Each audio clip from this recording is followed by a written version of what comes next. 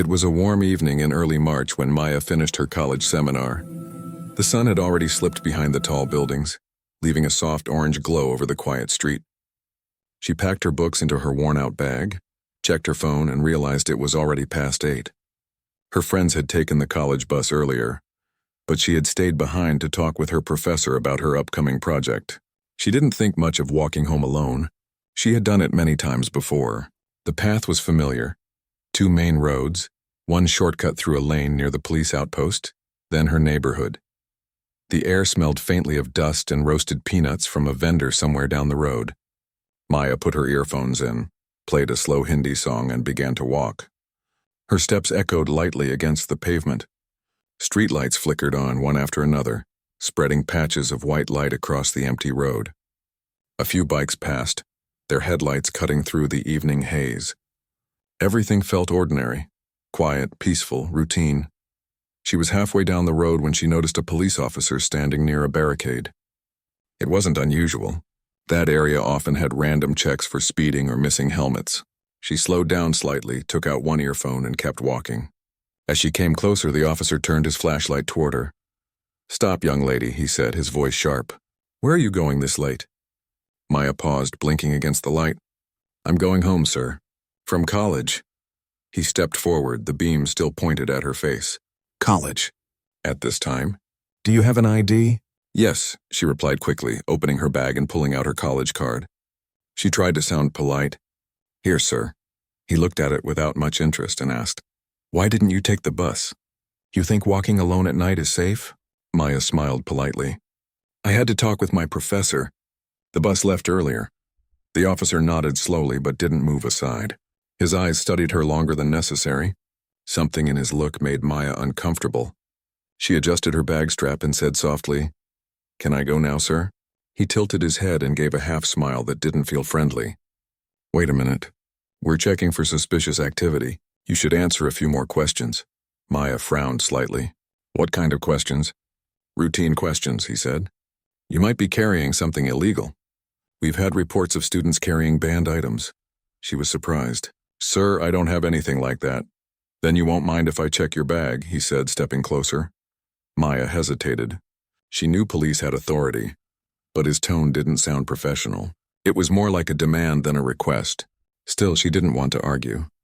She opened her bag and held it out. "See, just books and notes." He leaned forward, shining his flashlight inside the bag. His hand brushed too close to her shoulder as he looked, and Maya stepped back instinctively. Her heart began to beat faster. Something about the way he moved, the way he looked at her, it didn't feel right. "You're nervous," he said, smiling again. "Why, you hiding something?" "No, sir," Maya said, her voice tight. "Can I go now?" He looked up and down the road. There was no one else nearby.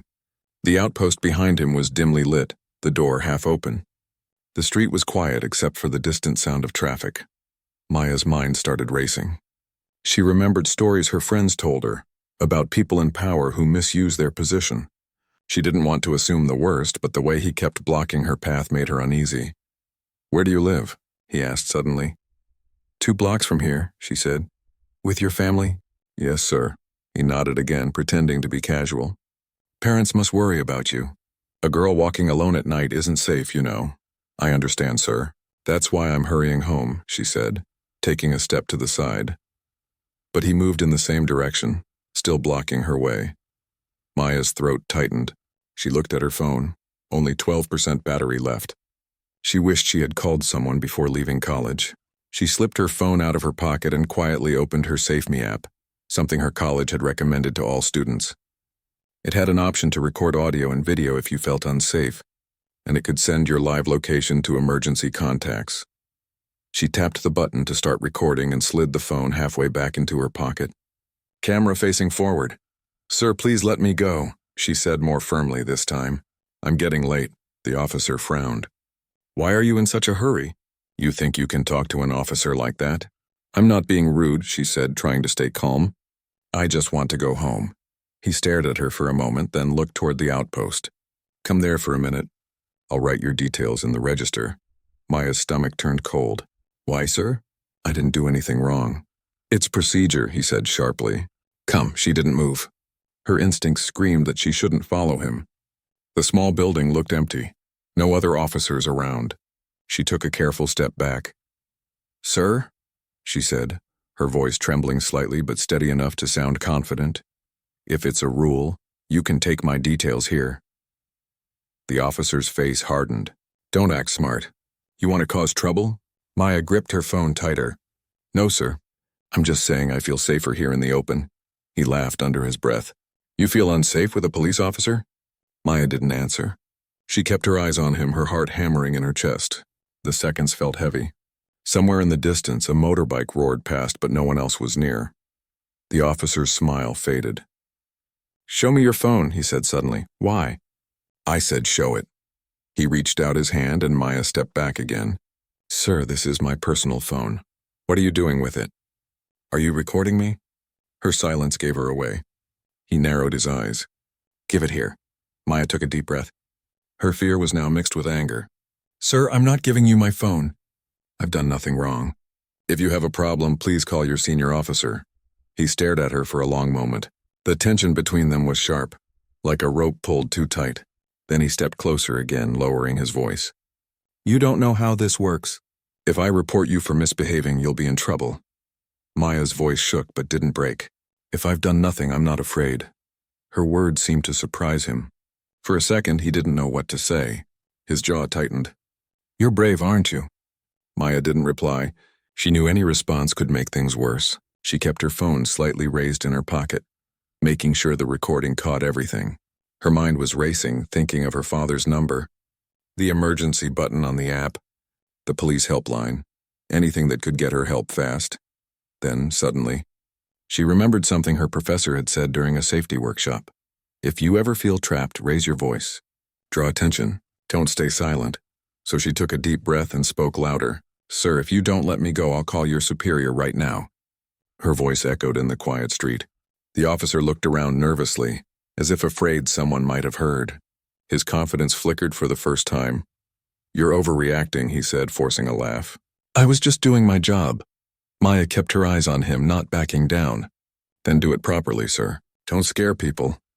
He frowned, but before he could say anything, the faint sound of a vehicle grew louder. Headlights appeared at the end of the road, moving toward them. It looked like another police jeep. Maya felt a rush of relief, but also uncertainty. Would this help her or make things worse? The officer stepped slightly aside, pretending to adjust his uniform. His tone changed immediately. "All right, you can go," he said quickly. "Be careful next time," but Maya didn't move yet. The jeep was getting closer, its siren briefly flashing blue. Her app was still running. Maybe she thought this was help coming. As the vehicle neared, she saw the emblem on the side. City Police HQ.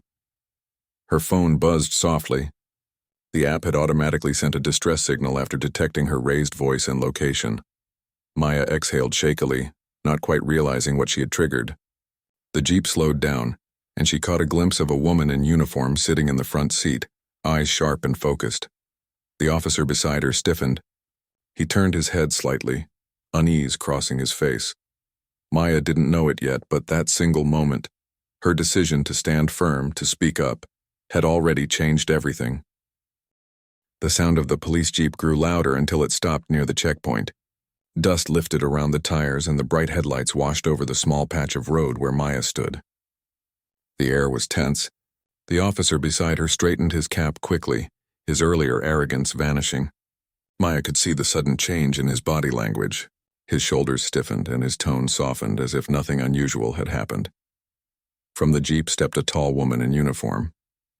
She walked with calm confidence, her face serious but not harsh. Maya didn't know who she was, but something about her presence felt strong and reassuring. The officer hurried forward, saluting nervously. "Good evening, madam," he said quickly. "Just doing a regular check." "Everything is fine here." The woman didn't answer at once. She looked at Maya, then at the officer, her sharp eyes studying both. Her gaze was steady, the kind that could read more than words. Maya noticed the name tag on her chest, Chief A. Deshmukh. "What's going on?" the chief asked in a calm but firm voice. "Nothing, madam," the officer said, forcing a smile. "Just checking ID, routine check." Maya's hands trembled slightly, but she didn't want to stay silent. She took a step forward and spoke, her voice still shaky but clear. "Madam, he stopped me a few minutes ago. He said it was a routine check, but he kept blocking me and asking strange questions. I felt unsafe. The chief turned her head slowly toward the officer. Is that true? The man hesitated, his mouth opening and closing. No, madam, she's mistaken. I was just following procedure. Maybe she misunderstood. Chief Deshmukh's expression didn't change. Misunderstood? A young woman says she felt unsafe around you, and you call it a misunderstanding. He stammered. Madam, I didn't mean... The chief raised her hand slightly, silencing him. She turned to Maya. Do you have any proof of what happened? Maya swallowed hard. Her phone was still recording in her pocket. She pulled it out carefully, her fingers shaking. Yes, madam. My app records audio and video when I press the safety button. The officer's face went pale. Madam, she can't record a police officer without permission. Quiet, the chief snapped. Her voice was low but carried authority. If she felt threatened, she had every right to protect herself. Give me the phone. Maya unlocked her phone and handed it over. The chief pressed play, and for a moment the only sound was the faint voice of the officer captured in the recording. His tone, his words, the way he kept insisting, well, it was all clear. The recording even caught Maya's trembling voice as she told him she wanted to go home. As the audio played, the night air felt heavier. The officer shifted uncomfortably, glancing down at the ground. When the recording ended, Chief Deshmukh handed the phone back to Maya. Thank you, she said softly. Then she turned toward the officer. You're coming with me. Madam, please, he said, his voice desperate now. I didn't do anything wrong. She's exaggerating. Enough, she said sharply. You used your badge to intimidate a civilian. You think no one will find out? You think your uniform gives you power to scare people? You've disgraced this department. Maya watched as two other officers from the jeep came forward. They looked uncertain, but when the chief gave a small nod, they stepped in and took the man by the arm. He didn't resist, just kept muttering under his breath, trying to defend himself. The jeep's lights flickered on again and they let him inside. For a moment, Maya just stood there. Her heart was still pounding from everything that had happened. The whole thing felt unreal. 1 minute she was scared and alone, and now the chief herself was there, taking control like a storm had just passed. Chief Deshmukh turned back to her, her voice softer now. Are you all right? Maya nodded slowly. Yes, madam. Thank you. You did the right thing by recording it, the chief said. That app saved you tonight. Maya nodded again, trying to smile, though her throat still felt tight. I didn't know it would actually send an alert. It's connected to our control room, the chief explained. When someone raises their voice or says certain words, the system detects distress. We were already on our way when your location popped up. Maya felt a strange mix of relief and disbelief. I didn't think anyone would actually come. Chief Deshmukh smiled faintly. We always come, though sometimes too late. I'm glad tonight wasn't one of those times. The chief asked another officer to note down Maya's name, address, and contact number. She assured her that she wouldn't have to go through any trouble. The internal inquiry would take care of everything. But she also encouraged Maya to stay strong and, if possible, file a written statement the next day. As the jeep prepared to leave, Maya looked around. The road that had seemed dark and lonely just minutes ago now felt different. She could hear the faint hum of city life again. Cars, voices, the rustle of trees in the wind. The fear that had pressed down on her chest slowly began to fade. Before leaving, the chief turned to her once more. Maya, right? Yes, madam. You have courage, the chief said. Most people stay quiet. But when you speak up, even fear has to step aside. Don't ever forget that. Maya didn't know how to respond. She just nodded, her eyes stinging slightly. The jeep drove away, its red and blue lights fading into the distance. She stood there for a long moment, letting the night air cool her skin before she finally began walking home again. When she reached home, her mother was waiting near the gate, worry written all over her face. Maya, where were you? I called you so many times. Maya forced a smile. Phone battery was low, Ma, I'm fine. Her mother looked at her face closely.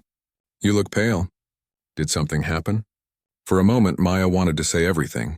The checkpoint, the officer, the fear, the chief. But she stopped herself. She didn't want to worry her mother even more. Nothing, Ma, just tired. A police jeep came by for some checking, that's all. Her mother sighed and shook her head. This city at night, I keep telling you to take a cab.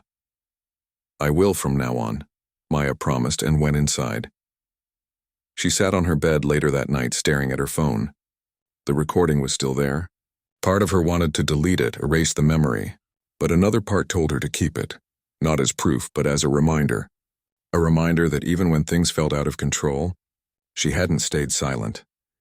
She replayed in her mind the face of Chief Deshmukh, the calm authority, the way she handled the situation without shouting, without fear. Maya felt something shift inside her. It wasn't just relief anymore. It was respect and a quiet strength she hadn't known she had. The next morning, her phone buzzed with a message from an unknown number. "This is Chief Deshmukh. Please visit the city police headquarters today to complete a short statement. It will help us proceed officially. Don't worry, you'll be safe." Maya stared at the message for a while. She didn't want to relive what had happened, but she also knew it wasn't only about her anymore. If she stayed quiet, that officer might do the same thing to someone else. The thought of that made her stomach twist. She texted back, "I'll come." Her father offered to drop her off at the station that afternoon. When they arrived, the front gate looked intimidating. Tall, gray, with officers walking in and out. But when Maya saw Chief Deshmukh waiting at the entrance, she felt a little lighter. The chief greeted her kindly and led her inside. "You don't have to be nervous," she said. "Just tell the truth like you did last night." Maya nodded. Inside a small office, she gave her statement. She described everything as it happened. The words, the tone, the fear, the moment she decided to record. The officer taking notes listened carefully, occasionally looking up with quiet sympathy. When it was done, Chief Deshmukh said, "You were brave to come here. Most people don't. But stories like yours help clean the system." Maya asked softly, "Will he be punished?" "There's a process," the chief said. "But yes, he will face consequences, and maybe others like him will think twice before abusing their power." Maya left the station that day feeling different. The city outside looked the same. Busy, noisy, full of people rushing somewhere. But she walked with her head a little higher. For the first time, she realized that bravery wasn't about being fearless. It was about standing your ground even when your hands are shaking. As she waited at a tea stall near the bus stop, she overheard two women talking about a viral video. A clip that showed a police officer misbehaving with a young girl, then being caught by his superior. Maya froze for a moment. Someone must have shared the recording from her app. She felt a strange rush of emotions and surprise, disbelief, and a flicker of pride. She didn't want fame or attention. She just wanted things to change and for women like her to walk home without fear. As the bus arrived and she stepped on, the wind brushed her hair, and for the first time since last night she smiled. A quiet, peaceful smile. She didn't know it yet, but this was only the beginning. What happened next would echo far beyond her small world. The next few days felt strangely quiet for Maya. Life had returned to its usual rhythm: college, classes, laughter with friends. But something in her had changed. She still smiled and joked, but a part of her mind stayed distant, thoughtful. Every time she passed a police outpost or saw someone in uniform, she felt a flicker of tension. She told no one at college what had happened, not even her closest friend. She didn't want the attention or pity. The only person who knew the full story was Chief Deshmukh, and that somehow felt enough. But her phone didn't stay quiet for long. The next week, she received a call from a local news reporter. He spoke politely and said they wanted to interview her about the incident that had gone viral. Maya was shocked. She hadn't realized how far the story had spread. The video clip had been shared online, showing how she stood up for herself and how the police chief took quick action. She hesitated before answering. "I don't want publicity," she said softly. "I just want to move on." The reporter respected that and didn't push. But later that day, she saw her own name mentioned in a few posts on social media. People were praising her bravery, calling her the girl who didn't stay silent. She didn't know how to feel. It was strange seeing strangers talk about her life like it was a story from a movie.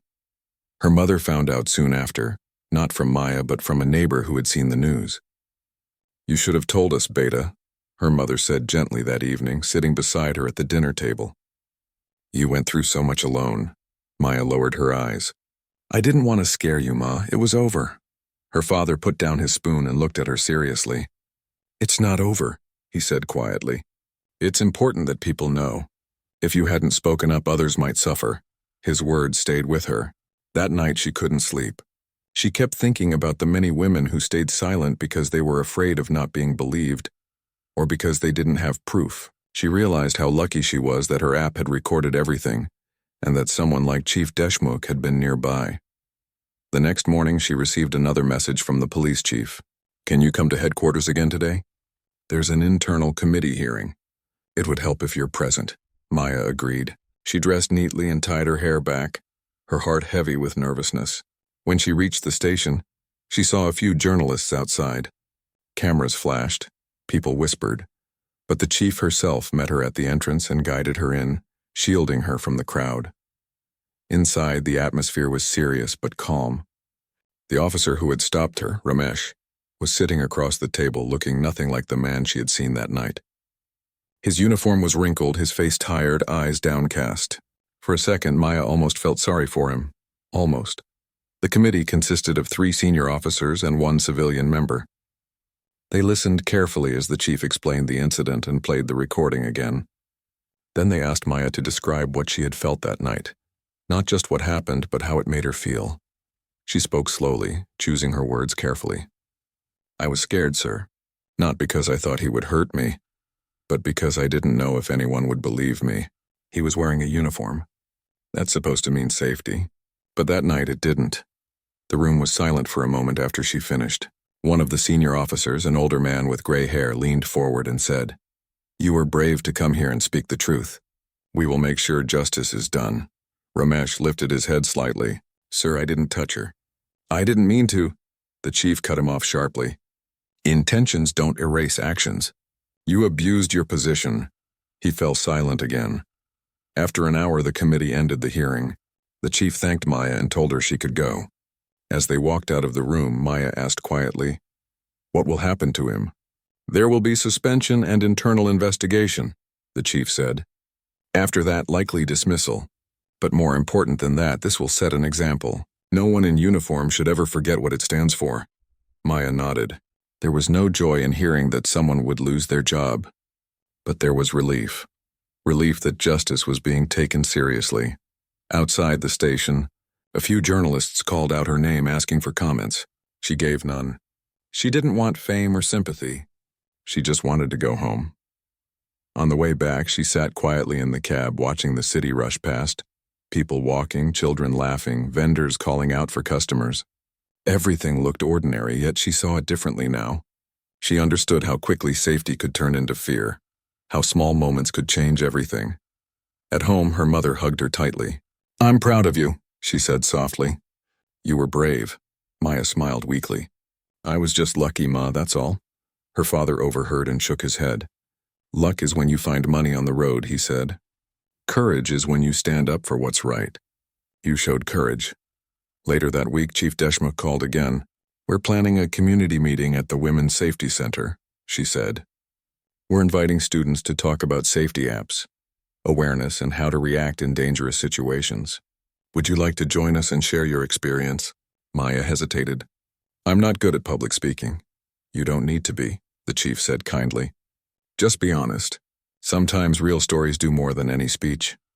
After thinking for a moment, Maya agreed. The event was held the following weekend in a large hall filled with students, police officers, and reporters. Posters on the walls said, "Safety begins with awareness." Maya sat quietly in the front row, her palms sweaty. When the chief introduced her, people clapped warmly. She walked up to the stage, clutching the microphone. Her voice trembled at first, but she found her rhythm as she spoke. "I used to think the world was safe if you were careful. I thought bad things only happened to people who made mistakes. But that's not true. Sometimes you can do everything right and still, something wrong happens to you. What matters is what you do after that moment." She paused, her eyes glistening. "That night I was scared. But I pressed record. I spoke up. And because of that, I'm standing here today, not as a victim, but as someone who said no." The hall erupted in applause. Some of the younger students looked inspired. Others looked emotional. Chief Deshmukh smiled proudly from the side of the stage. After the event, several girls came up to Maya, thanking her for speaking. One said quietly, "I went through something similar once, but didn't tell anyone. Listening to you made me realize I should have." Another girl added, "You made me feel less alone." Maya felt her throat tighten again. But this time it was because she felt understood. For the first time since that night, she felt peace. Her story had a purpose. In the days that followed, she worked with the police department's outreach team to create awareness videos about women's safety apps. She spoke in simple language, explaining how even small tools could make a big difference. The campaign spread fast, and soon many students started downloading the app. One evening, as she left the office after another awareness session, she saw Chief Deshmukh standing by her car. Sipping tea from a paper cup, heading home? The chief asked. Yes, madam, Maya smiled. Long day. You've done good work, Maya. I'm proud of you. Maya looked at her with genuine admiration. I just followed your example, madam. The chief chuckled softly. Maybe, but it takes more than guidance to be brave. It takes heart. They stood there for a moment in comfortable silence, watching the sunset paint the sky in shades of gold and red. The air smelled faintly of rain. Before getting into her car, the chief said, Remember, one person's courage can start a chain reaction. You never know how many lives you've already changed. That night, as Maya walked home from the bus stop, she noticed something different. The same road that once filled her with fear now felt like a symbol of her strength. The same streetlights that had flickered uncertainly now seemed brighter. She realized that safety wasn't just about the presence of police or technology. It was about awareness, unity, and the power of speaking up. When she reached home, her mother was watching the news. The anchor was talking about a new initiative launched by the city police to train officers on behavior and public sensitivity. Maya smiled faintly when she heard Chief Deshmukh's name being mentioned as the leader of the project. Her mother noticed her smile. What's making you so happy? Maya sat beside her. Nothing, Ma, just things are changing. Her mother looked at her for a long moment and nodded knowingly. Yes, they are. As the night settled outside, Maya felt a sense of calm she hadn't felt in weeks. She looked at her phone one last time before sleeping. The safety app's icon glowed softly on her screen, a small reminder of fear, courage, and everything in between. She didn't delete it. Instead, she moved it to the first page where she could see it every day, a silent promise to herself and to others. She didn't know what the future would bring, but one thing was certain: she would never again underestimate her own voice. After the awareness event, life started moving fast for Maya. Reporters still tried to contact her now and then, but she stayed away from interviews. She didn't want to become a celebrity. She just wanted to live quietly. College classes continued, her exams were coming up, and she began to feel a bit normal again. But even though the world around her looked the same, something inside her had shifted. She felt more confident, not only about speaking up, but also about understanding the world better. Every time she saw someone in need, even a small thing like an elderly woman struggling with her bag or a student being bullied, she couldn't just walk past anymore. She had learned what silence could cost. One afternoon, while she was studying in the college library, she received a call from Chief Deshmukh. Maya, the chief said, we're launching a new community program called Safe City. It's about connecting citizens directly with the police for emergencies. Would you like to be part of it? Maya hesitated for a moment. What would I have to do, madam? Nothing complicated, the chief replied. Just help us talk to young people. You can share your experience, help test the system, and give feedback. We'll handle everything else. Maya smiled faintly. All right, madam. I'll do it. That weekend, she joined a small team of volunteers and officers at the police training center. The atmosphere was warm and friendly. Most of the officers were respectful, eager to learn how to communicate better with citizens. Maya was surprised to see how open they were. She realized that not everyone in uniform was like the man who had frightened her that night. During one of the sessions, she met Officer Ravi, a young constable who had just joined the force. He was curious and sincere. I saw your video, he said shyly. You handled that situation better than some officers would have. You taught us something. Maya laughed softly. I didn't teach anyone. I was just scared. Maybe, Ravi said. But bravery isn't the absence of fear. It's doing the right thing even when you're scared. His words made her think. She had heard similar ones from her father, but hearing them from a police officer somehow gave them new meaning. Over the next few weeks, Maya spent her free time helping with the Safe City project. She worked with the tech team to test the app and gave feedback from a citizen's point of view. The more she saw behind the scenes, the more she respected Chief Deshmukh. The chief was not just tough. She was thoughtful. She listened to people, no matter their background. One evening after a long meeting, Maya and the chief sat on a bench outside the station, sipping tea from paper cups. The city lights blinked in the distance and the air smelled of rain. "You remind me of my younger self," the chief said suddenly. Maya looked at her in surprise. "Me? How?" The chief smiled. "When I first joined the force, I also believed I could change everything overnight. I learned it takes patience, persistence, and a lot of courage. You have that courage." Maya blushed a little. "I'm not sure about that, madam. I still get scared." "Fear is fine," the chief said gently. "It keeps you human. What matters is that you don't let fear decide what's right." They sat quietly for a while. Then the chief said something that stayed with Maya for a long time. "People think courage is loud, but sometimes it's quiet. Like walking home alone even after you've been afraid of that road." Maya smiled at that, remembering the road she used to avoid after the incident. Now she often walked it without fear. A few days later, another surprise came. The state police department invited Chief Deshmukh and her Safe City team to the capital to present their model. Maya was invited too. It was her first time traveling for something official. She felt nervous but excited. The journey took hours, and when they arrived, the conference hall was filled with senior officers, government officials, and journalists. Maya sat quietly beside the chief as she presented slides showing how the Alert app had saved lives and prevented crimes. At one point, the chief mentioned Maya's story as an example of how technology and awareness could work together. The audience clapped, and several officers came up to her afterward to thank her for her courage. It was overwhelming but also humbling. She realized she was no longer just the girl from the video. She was now part of something bigger, a small step toward a safer city. That night, back at the hotel, Maya stood by the window looking out at the bright skyline. The world looked huge and full of possibilities. For the first time in a long time, she didn't feel small or powerless. When she returned home, her parents were waiting with wide smiles. "We saw you on TV," her mother said proudly. "You looked so calm and confident." Maya laughed. "I was terrified, Ma." Her father placed a hand on her shoulder. "You've grown, Beta. Not everyone gets a chance to turn pain into purpose." His words filled her with warmth. The following weeks were busy again. Classes, project meetings, and volunteer work kept her occupied. She even started mentoring younger students at her college about safety and awareness.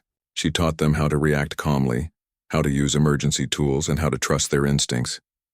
But even as things were improving, not everyone was happy about the attention she was getting. One evening, she received an anonymous message online saying she had exaggerated her story to get fame. It stung. She showed it to the chief the next day. The chief glanced at it and said calmly, "Ignore it.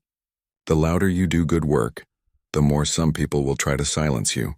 Let your actions speak." Maya took that advice to heart. She deleted the message and moved on. Still, she learned something important, that courage also meant facing judgment, not just danger. It wasn't always dramatic. Sometimes it was just choosing not to reply to hate. Meanwhile, the case against Officer Ramesh moved forward. The internal committee recommended dismissal, and it became official a month later. Maya wasn't there when he was removed from service, but she heard about it from the chief. When she found out, she didn't feel joy, only quiet closure. What mattered wasn't his punishment. It was that the system had worked the way it should have from the beginning. One afternoon, Chief Deshmukh called her again. "Maya, there's a press conference tomorrow about the launch of the Safe City network across the district. I'd like you to say a few words." Maya hesitated. "Madam, I don't know if I should keep talking about this. People will get tired of hearing my story." The chief smiled over the phone. "Then don't tell your story. Tell theirs, the people who still need courage." That night, Maya wrote down what she wanted to say. She kept it simple, real, and from the heart. At the conference the next day, she stood before the cameras and said, "Every time someone downloads a safety app, every time someone speaks up when they see something wrong, our city becomes safer. Change doesn't come from fear or anger. It comes from awareness and unity." The hall applauded again, but Maya didn't care for the applause. What mattered was seeing the young girls in the audience nodding, their eyes bright with hope. After the event, as everyone was leaving, an elderly woman walked up to her. She was wearing a simple sari and holding her granddaughter's hand. "My child," the woman said softly, You gave my granddaughter courage. She wants to be a police officer now." Maya smiled, touched to the core. "That's wonderful, Auntie. The world needs more brave people." As the woman walked away, the little girl turned back and waved shyly. It was such a small moment, yet it felt like the biggest reward of all. That evening, as the sun dipped behind the city buildings, Maya sat by her window, thinking about how far she had come. The fear that once controlled her had turned into strength. She wasn't just living her life anymore. She was shaping the world around her in small, meaningful ways. Her phone buzzed again with a message from the chief. "Proud of you." "The world notices courage when it's genuine," Maya replied with a smiley and wrote, "Thank you for believing in me, madam." Outside, the city lights twinkled like stars on earth. The road that once felt like a place of danger now seemed peaceful. Somewhere out there, people were learning to speak up, to help, to care, because one girl once decided not to stay silent. She leaned back, took a deep breath, and whispered to herself, "Maybe change really does start with one person." And for the first time, she believed it completely. The days that followed were quiet for Maya, but they carried a new kind of peace. The city felt different now. People were talking more openly about safety, about what was right and wrong. On her way to college, Maya sometimes noticed posters with the Safe City logo on them, encouraging people to speak up or download the emergency app. Each time she saw one, she smiled to herself. She knew how much work and faith had gone into it. But even with all this progress, life had its own way of testing her again. One morning, while she was having breakfast with her parents, the news on television caught her attention. The anchor was talking about a protest by junior police officers who were unhappy about stricter internal rules brought in after the Safe City reforms. Some of them felt the new system made them look bad in public. Her father sighed. "Whenever there's change, there's resistance," he said. "But change is needed." Maya nodded silently. She understood what he meant, but deep inside, she worried that the backlash could undo everything Chief Deshmukh had worked for. Later that afternoon, she decided to visit the police headquarters to check on the chief. The building was busier than usual. Officers moved in and out, their faces tense. When Maya reached the chief's office, she saw her standing near the window, her phone in hand, speaking in a calm but firm tone. After finishing her call, the chief turned to Maya and smiled tiredly.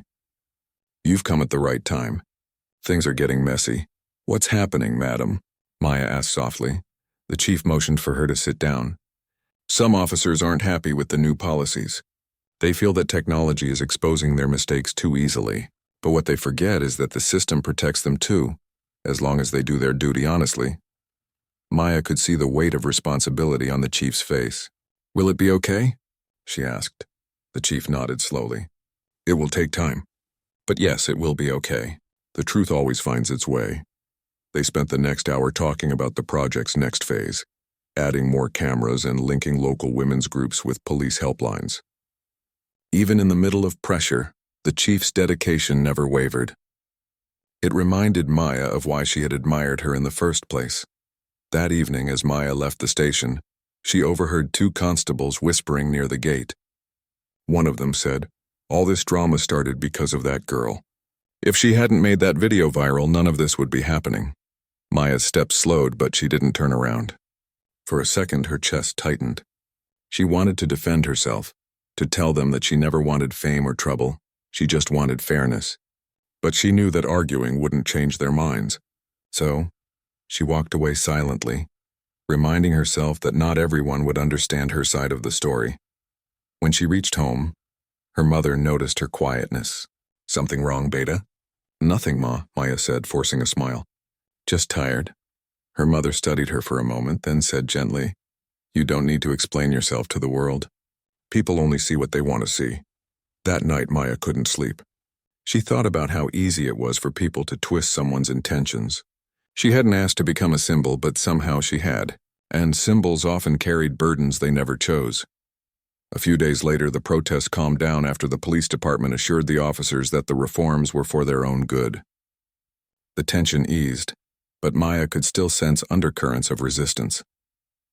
One morning, she received a call from a local school teacher who asked if she could speak at a community event. The teacher said, "Our students look up to you." They want to hear how courage can change things. At first, Maya hesitated. She had already spoken at several events, and each time it left her emotionally drained. But she agreed. She knew that if even one young person felt stronger after hearing her, it would be worth it. On the day of the event, the school hall was filled with students, parents, and local officials. The stage was small, the microphones old, but the atmosphere was full of warmth. When Maya stepped onto the stage, there was a soft murmur of excitement. She began in her calm voice. When something wrong happens, our first thought is to stay quiet. We think silence keeps us safe, but silence sometimes protects the wrong person, not us. She spoke about fear, about the night that changed her life, and about how courage didn't mean being unafraid, but acting despite fear. She didn't mention names or details, just emotions, the kind every human could relate to. By the end of her talk, there was complete silence in the room. Then came a gentle applause that grew louder and louder. Many people stood up. A few women had tears in their eyes. Maya smiled softly, her heart full. Afterward, an old man approached her. He must have been in his 70s. "Daughter," he said, "I have 2 granddaughters. After hearing you, I feel more hopeful for them. Thank you." That simple sentence meant more to her than any newspaper headline. When she returned home that evening, her father was sitting on the balcony, reading the newspaper. Without looking up, he said, "You did well today." Maya smiled. "You watched it?" "Of course," he said with a grin. "You speak better than the politicians." They both laughed, and for the first time in months, the house felt completely lighthearted. But destiny wasn't done testing her yet. One evening, while Maya was returning from her college library, she noticed a crowd near a small tea stall. Curious, she stopped and asked what was happening. Someone said there had been an argument between a police constable and a street vendor. When she got closer, she saw that the constable was shouting, threatening to confiscate the man's cart. The vendor looked helpless. Something inside Maya stirred. The scene reminded her too much of the night she wanted to forget. Without thinking twice, she walked forward. "Excuse me, officer," she said calmly. "Is there a problem?" The constable turned sharply. "Who are you to ask?" Maya replied quietly. "Just a citizen who believes we can solve things without shouting." Her calm tone surprised him. For a moment, the tension broke. The people around started watching closely. Noticing the attention, the constable's tone softened. "It's fine. Just a small issue. He'll move his cart." Maya nodded and said, "Good, let's end it peacefully." The constable walked away without another word. The vendor thanked her repeatedly, his voice trembling with gratitude. Maya smiled faintly and said, "You don't need to thank me. Just remember, everyone deserves respect, and even when they have less power." That small act spread quickly online because someone had recorded it. Within hours, the video was shared widely, praising her calmness and maturity. The next morning, Maya woke up to dozens of messages from strangers thanking her for standing up again. When she went to meet Chief Deshmukh later that day, the chief chuckled. "You've done it again. You've made my department look good and bad at the same time." Maya laughed.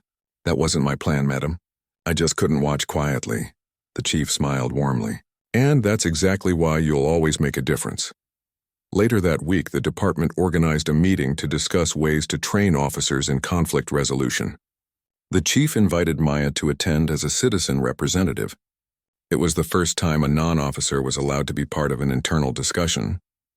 Sitting in that room filled with senior officers, Maya felt nervous but proud. She listened carefully, occasionally sharing her perspective. Her words carried weight because they came from experience, not theory. By the end of the meeting, the chief announced, "From next month, we'll start a new program called Respect in Uniform. It will train every officer, old and new, on how to handle citizens with empathy." The room erupted in applause, and Maya realized this was how real change happened. Not overnight, but step by step, through people who refused to stay silent. That evening, as she walked out of the building, the sun was setting, painting the sky orange and gold. She felt tired but deeply content. The city around her buzzed with life, children playing, buses honking, people rushing home. For the first time, she felt fully part of it all, not as a victim, not even as a hero, but simply as one person trying to do the right thing. She thought of her younger self, the girl who once stood frozen in fear. If that girl could see her now, she would probably smile too. As she reached home, her mother opened the door saying, "You're late again, Maya. You'll miss dinner." Maya grinned. "I was busy saving the city, Ma." Her mother laughed. "Then the city can wait for you to eat first." That night, as Maya lay in bed, her phone buzzed with a message from Chief Deshmukh. "Tomorrow, big news. Be ready." Maya smiled to herself, feeling a mix of curiosity and excitement. She didn't know what the next day would bring, but she knew whatever it was, she was ready. Because this time she wasn't just reacting to life. She was shaping it.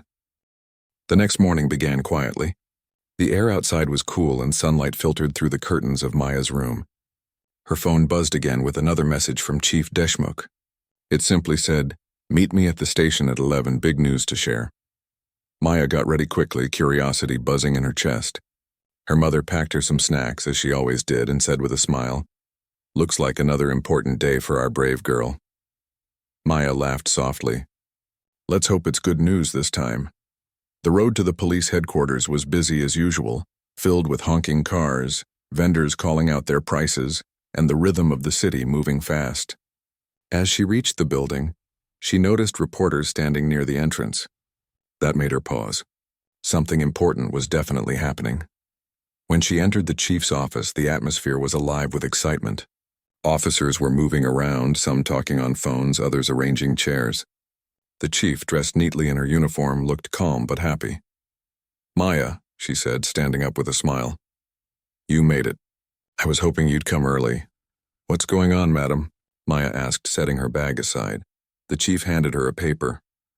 It was an official letter from the Home Department. Maya began to read, and her eyes widened. The letter announced that Safe City had been approved for expansion to every major district in the state. And under the new order, the Community Partnership Section, the bridge between citizens and police, would be named the Maya Singh Initiative. For a moment, Maya didn't say a word. Her throat felt tight. "Madam, why me?" "I didn't do this alone," the chief smiled warmly. "You inspired it. You reminded everyone what one act of courage can do. It's not just about your story. It's about what your story made possible." Tears welled up in Maya's eyes, but she blinked them away quickly. "Thank you, madam." "I don't know what to say." The chief patted her shoulder. "You don't need to say anything. Just keep being who you are." Soon the press conference began. Cameras flashed and microphones pointed toward the chief as she spoke about the success of the program, the teamwork, and the impact it had already made. When she mentioned Maya's name, all the reporters turned toward her. She stood quietly beside the chief, smiling politely but staying humble. After the speeches, one of the reporters asked Maya, "How does it feel to have an entire initiative named after you?" Maya thought for a moment and said, "It feels unreal. I'm not special.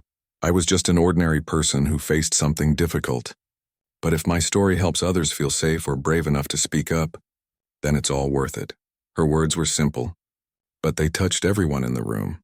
Later, when the conference ended, people came up to congratulate her. Officers, journalists, even students who had come to watch. But the moment that meant the most came quietly, when one of the young police recruits walked up to her and said, "Ma'am, I joined the force because of you. I wanted to protect people, not scare them."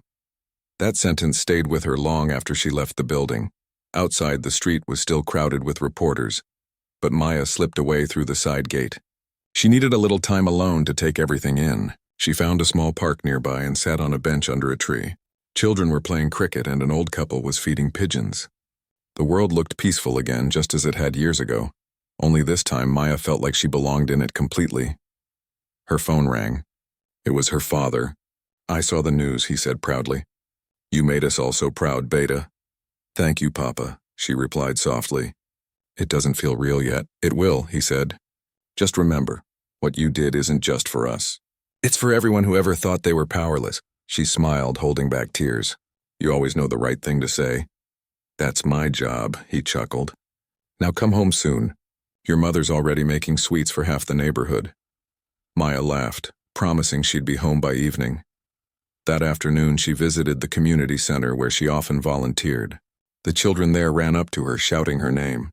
They had seen her on television.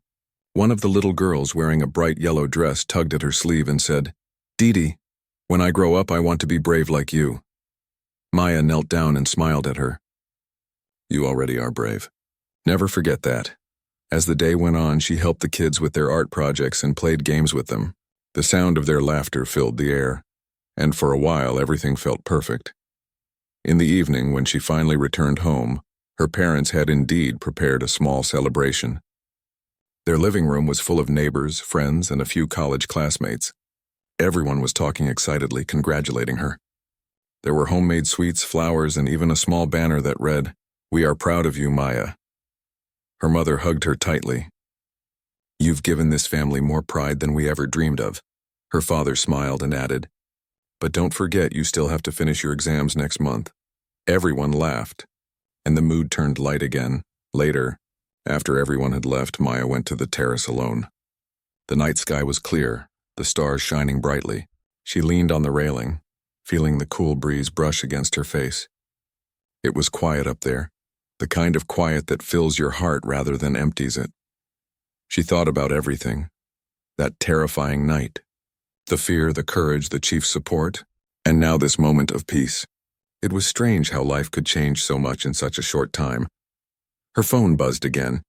It was a message from Chief Deshmukh. "You handled today perfectly. The city owes you more than it knows." Maya typed back, "The city owes you, madam. You believed in me when I couldn't believe in myself." The chief replied with just 2 words, "Keep shining." Maya smiled at the screen, then looked up at the stars again. She whispered softly, "I'll try." Over the next few months, the Safe City Network expanded rapidly. Workshops were held in schools and colleges, new emergency booths were set up, and more women joined the police force.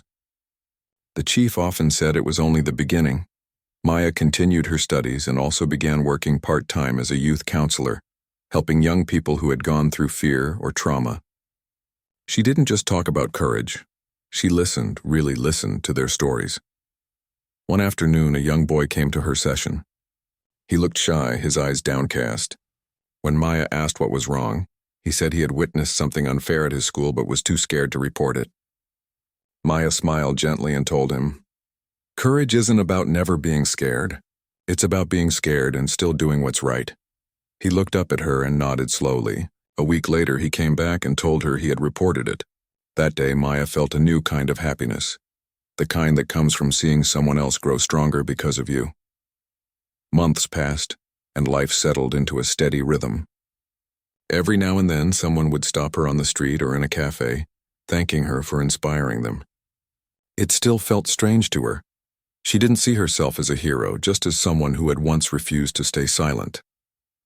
One evening, as she was walking home, she crossed the same road where her story had begun.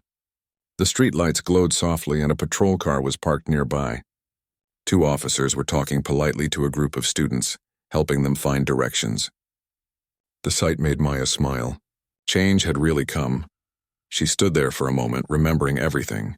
Then she took a deep breath and continued walking, her steps steady, her heart light. When she reached home, her father was sitting on the porch, reading as usual. He looked up and said, "You look peaceful tonight." "I am," she replied. "It's strange, Papa. The same road that once scared me now feels like home."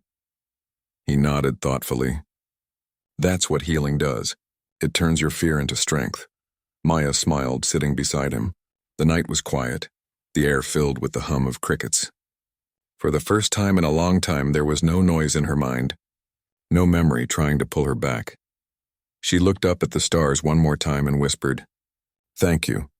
She didn't know who she was thanking, maybe the chief, maybe fate, or maybe herself, because now she understood something she hadn't before. Courage doesn't just change one night or one life. It ripples through the world, quietly, endlessly, and as the cool breeze touched her face, Maya knew this was not the end of her story. It was only the beginning of a new one, a life built on strength, kindness, and hope. She smiled softly to herself and whispered, "No more fear." And for the first time, she truly meant it.